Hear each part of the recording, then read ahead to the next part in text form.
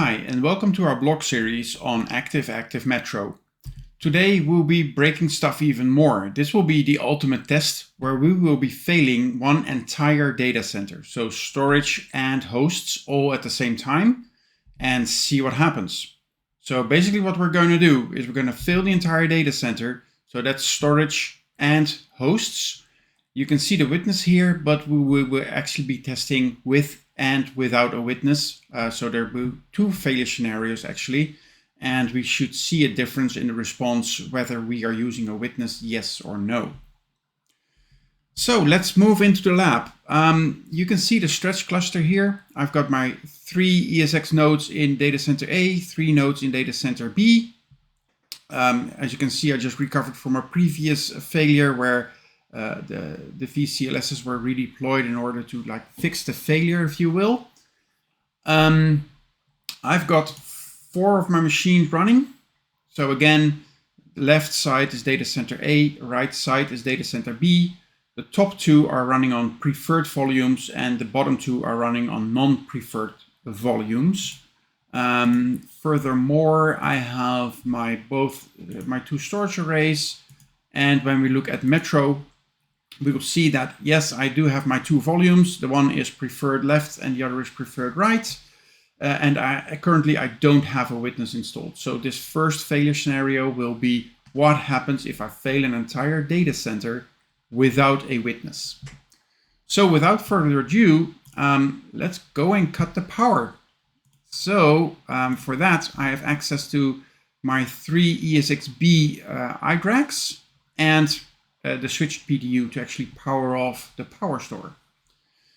So let's just go out and power them down as fast as we can for the entire data center, right? So I'm going to say apply, shut down this one, shut down the next one, shut down the 3rd node. And then I'm going down here and I'm going to switch SPA and SPB off. There we go. Okay, so I should have lost ping to my 2 controllers. Yep, there's no more response. You can see HA stuff happening on the front of the VMs. You can see that the VMs in data center B froze or actually died, which makes sense, of course, because we killed the entire data center. Next question is, what will happen? So we can see some HA failure occurring here. So actually the system discovers that the hosts are down. You can see that the hosts are have gone non-responsive, or actually one has gone non-responsive. The other ones will follow quickly. And after that, we should see a response.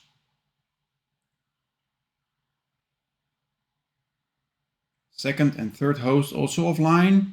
You can see that the 2 Windows servers in DCB has become disconnected. And now basically we're waiting for a restart action by HA.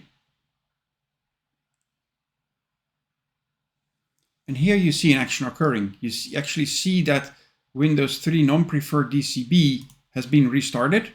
So you can see that actually successfully restarted, and it restarted on the VMFS Metro that was preferred in DCA, and it restarted on the host here. And of course, this makes sense because as we destroyed the entire data center, anything non-preferred is shut down by the remaining array, and anything that is preferred is still running. So anything running is preferred, which automatically means that in this case, Windows 03 non-preferred would actually survive this, but the ones that we really wanted to have survive, Windows 2 DCB, is still disconnected. The reason for this is we don't have a witness. Even though we killed the entire data center, the PowerStore without the witness is unaware of the status of the other PowerStore. So all it can do is anything that's non-preferred, it's keeping that from accessing the cluster. So this also means that basically this is not the response that we wanted. So actually, this is exactly where a witness would help.